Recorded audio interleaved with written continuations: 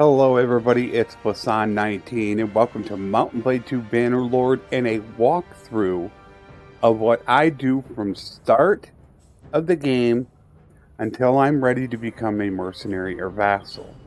Virtually every single game I will do the exact same thing because I have a system down pat where within about the first 300 days I have everything accomplished that needs to be accomplished in the game, and I'm ready to become a mercenary or a vassal depending upon my money. And I'm not talking about just getting a couple things done and being okay, let's go. I'm talking start to finish every single step I do.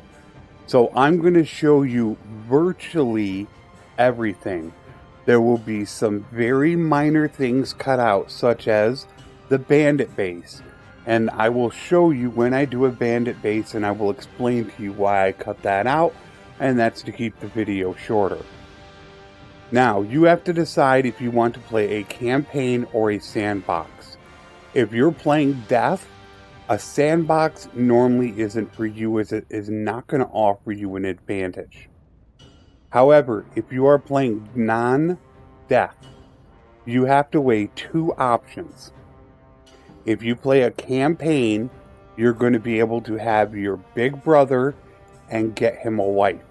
That is two more people that you can use in your party. However, if you do not want those two and you want to sacrifice them, in a sandbox non-death game, you can get 6 focus points and 3 attribute points for free by starting at age 50. So that is what you have to weigh your decision on.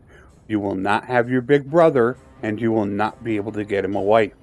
So are those 6 focus points and 3 attribute points worth sacrificing to not have your big brother and his wife? For this playthrough, I'm going to do a campaign, and the reason why is because I want to be able to show rescuing the brother, getting the wife, having the big brother ready to go in battle, and also because of the start location. So I will go ahead and show you that. Now, I play virtually the same kind of build setup. Now, really, when it comes down to it, a lot of people are going to choose Valandians for the extra experience or Kuzite for the extra speed on the campaign map. However, do not sleep on Sturgia and Botania. Sturgia, you get that 20% less speed penalty from snow is massive. In the wintertime, you are very fast. And also Botania, 30% less speed penalty when in forest. Normally that comes out to be between 0.3 and 0.4 you save on that. That is a huge number. So I very much love having that speed penalty reduced. So don't sleep on Botania. So now I pick virtually the same one every time. Let's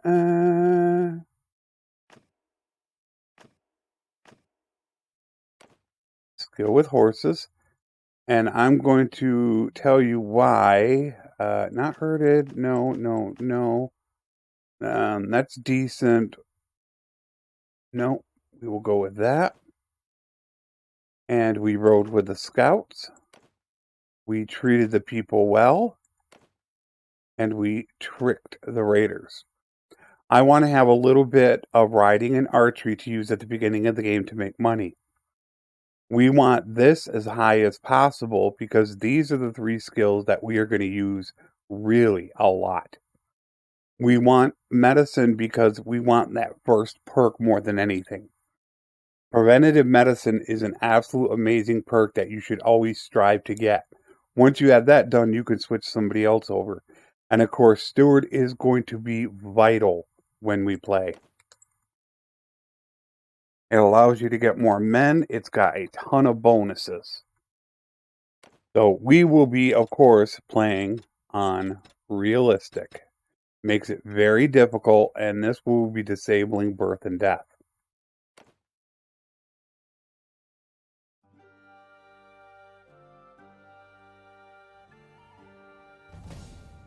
We will skip the tutorial.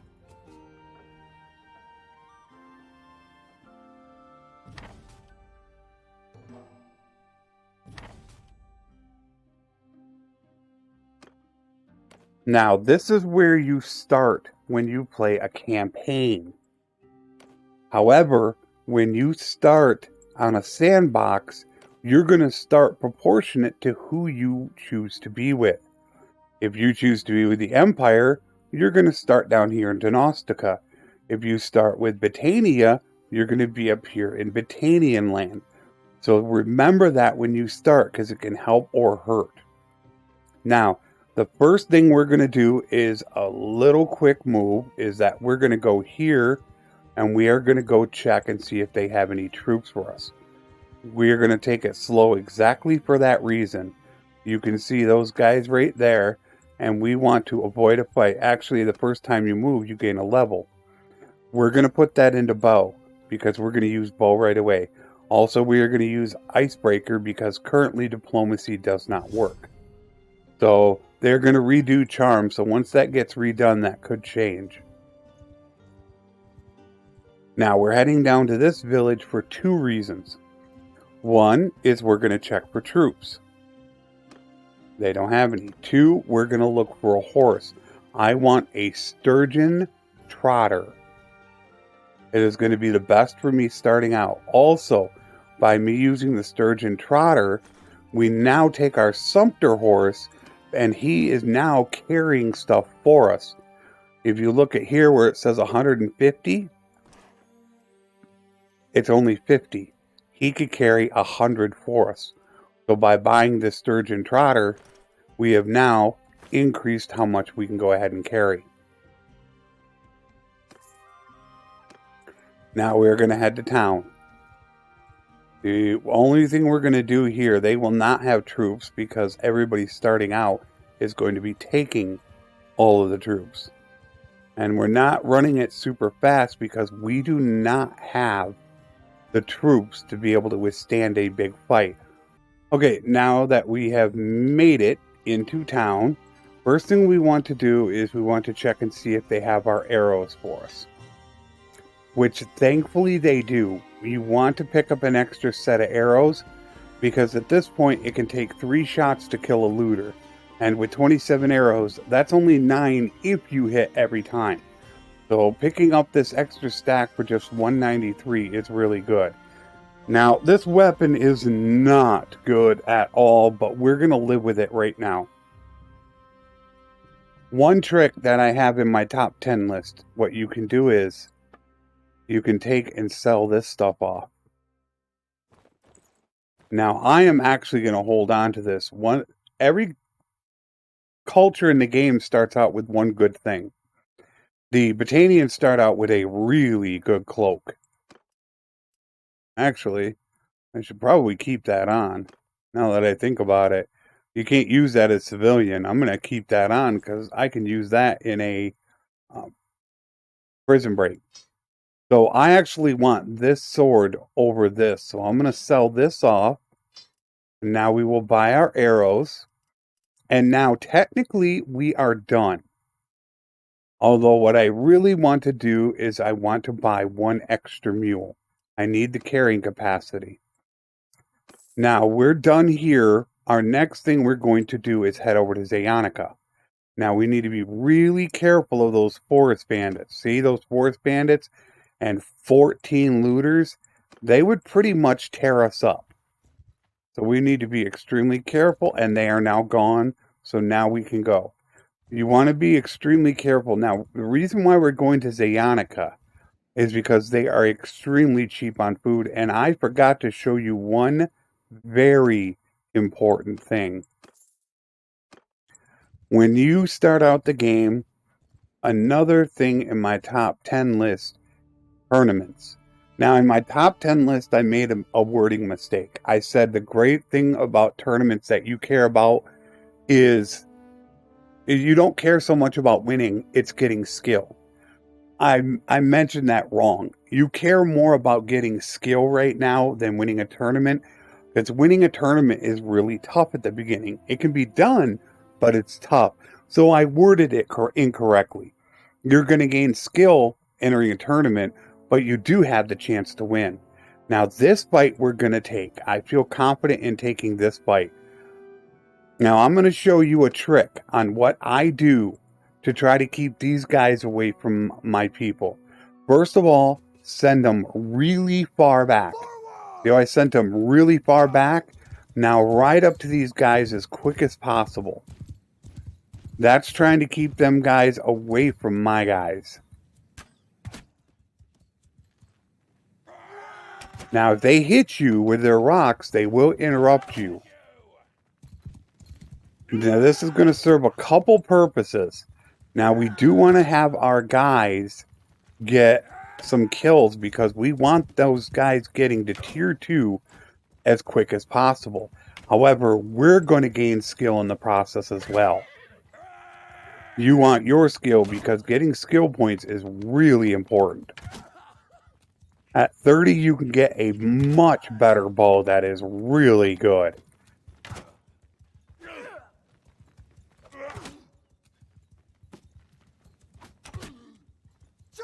I will now send my guys in. Here's what you do. When you send your guys in, start riding away. As you ride away, those guys will turn to go after your guys. There goes it. It just turned. See that? Now it's 2-on-2 is all it is. And then you can go again. There another one turns. See now they don't have to fight everybody all at once.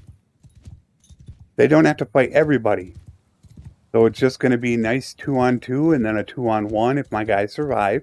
They're now fighting them. I can see them right there.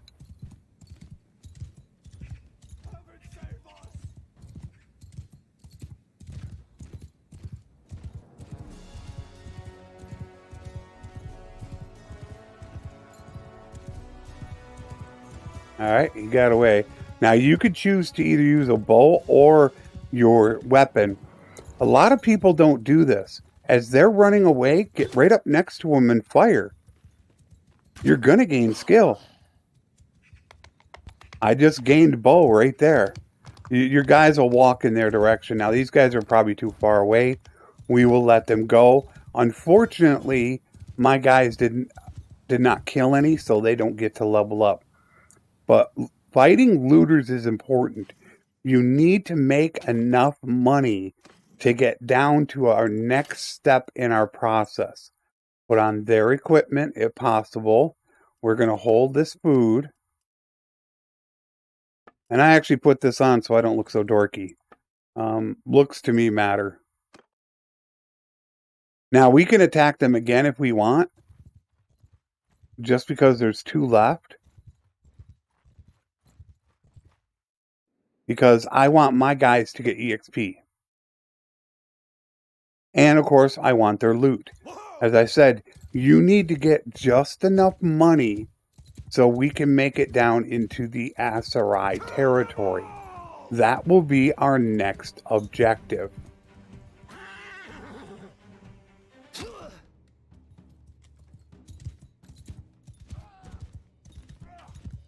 Hopefully they survive.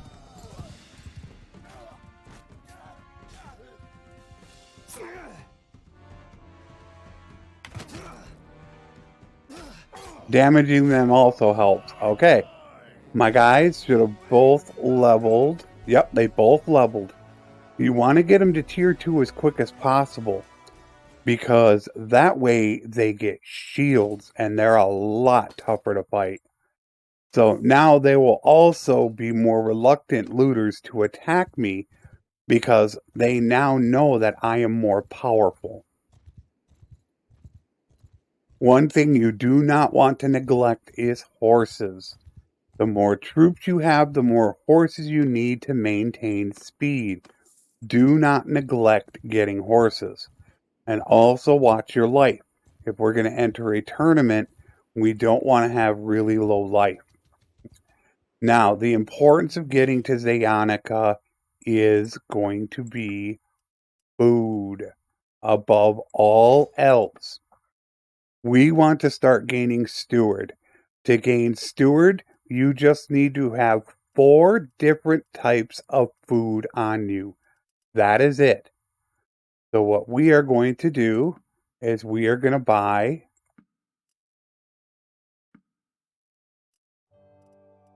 1, 2. We're ignoring these for a moment because that's what we bought, but we're actually going to get them.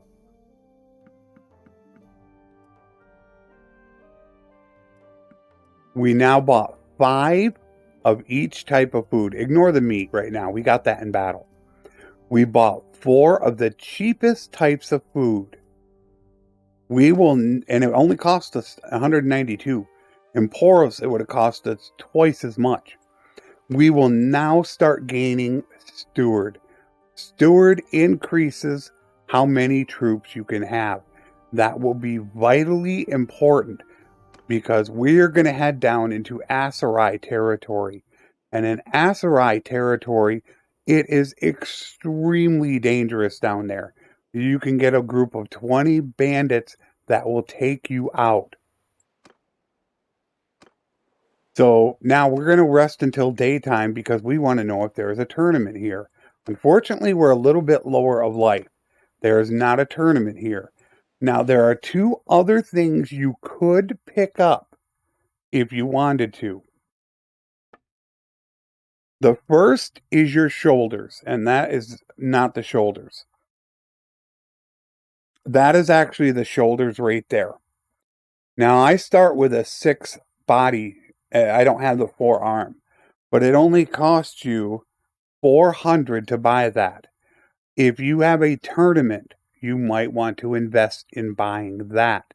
Very important. The other thing, when you come over to this right here, is hit type. It will then bring up the saddles. A 20 armor saddle will cost you about 500, but that also is really vital because as soon as your horse goes down in battle, look out. That can hurt a lot. We're going to hold off because they don't have a 20. So now that we have this done, we want to sell off our looters.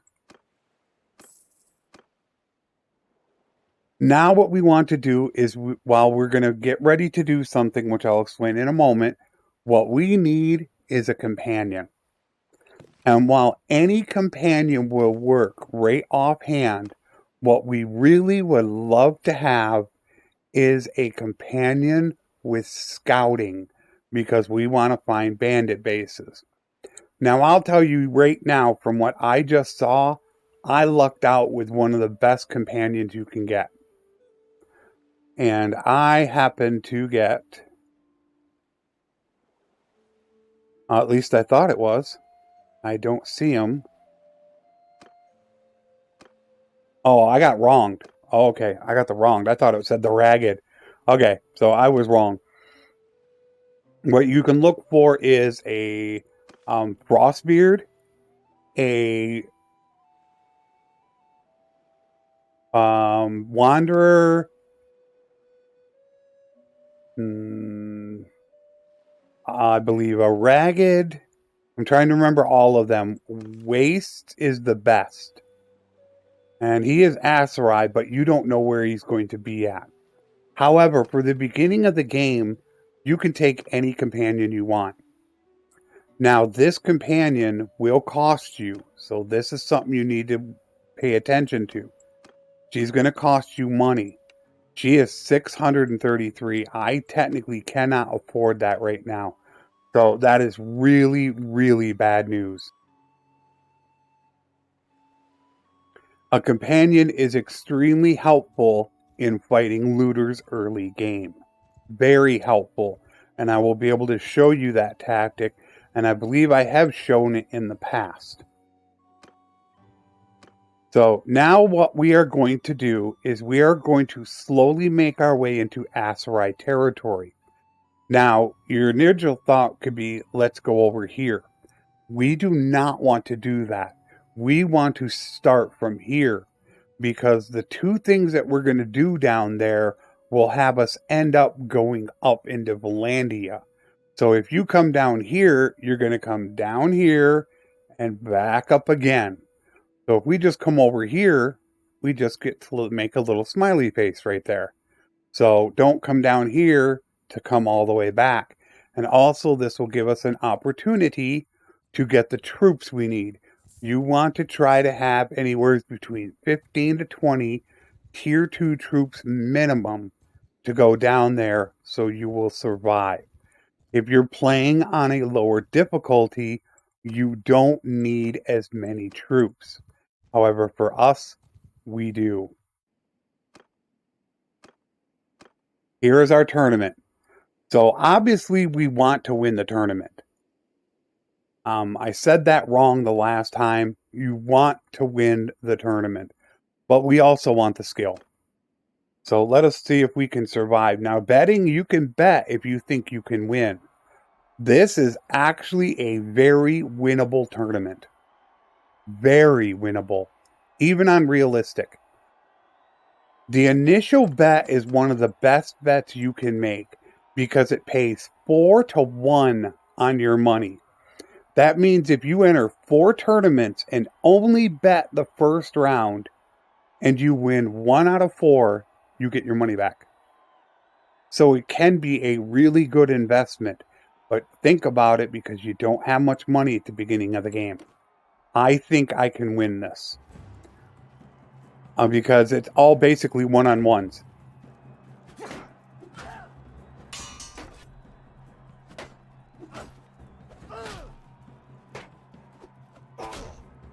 That hurt. If he's walking away, go towards him. When he's walking away from you and you can't shield bash him, move backwards. Have him come to you. Ooh, that is worrisome. We're going to have to end up fighting a Legionnaire. Now, I will bet this round again. Now only the top 2 survive. So your first thing is move away. Let them fight it out. You only need to become the last 2 and you automatically make it. So once these 2 finish, top 2 teams move on in a 4-man tournament. He can beat me. I've already qualified. I'm in. So here it is. This is the big thing now to determine. Do I bet? I should be able to beat a crossbowman, no problem. Did the Legionnaire make it or the Equite?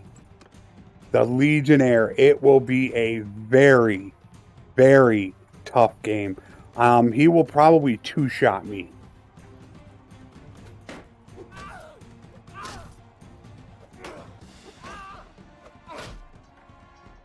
So here it is.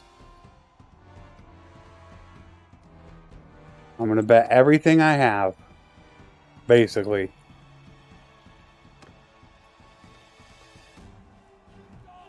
He's going to take probably at least 3 hits.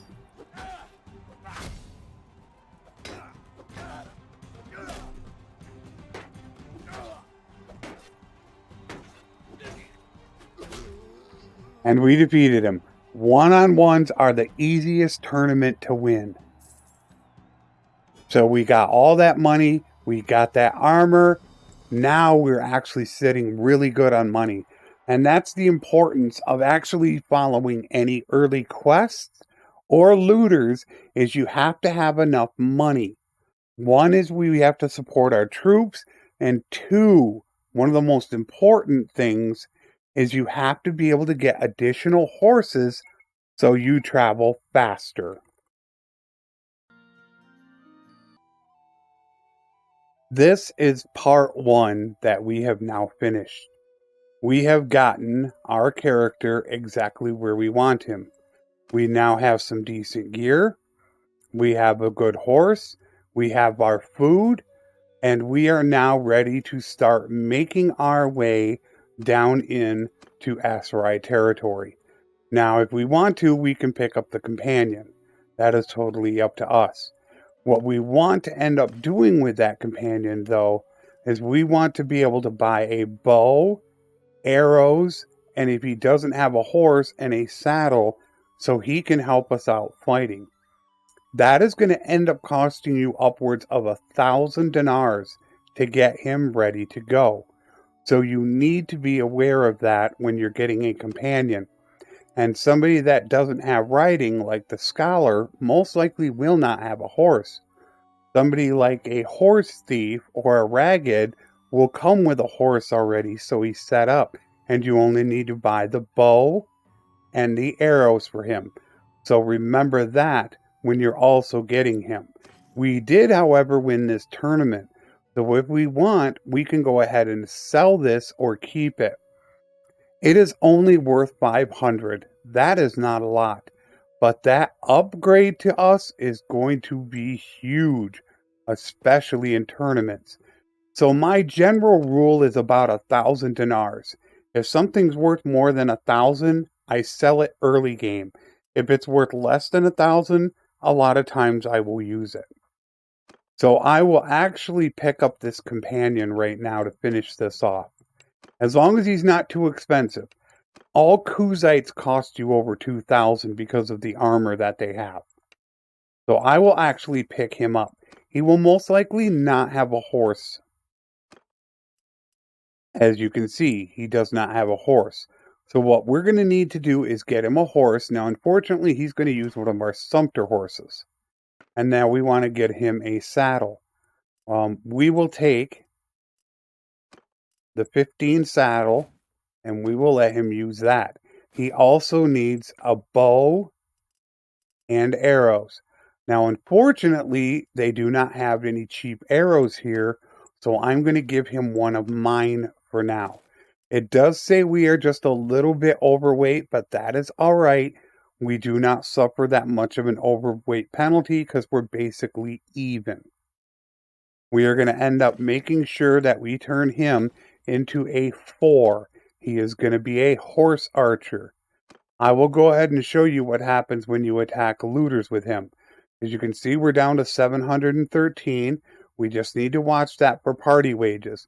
We need to make sure we have enough money to support us until we get to Aserai territory. So we now have our companion. We have all of our gear set. We have enough food. In the next episode, we're going to begin the next part. The next part is getting into Aserai territory with enough troops to be able to survive this. I will see you in the next one. Take care, and thanks for watching.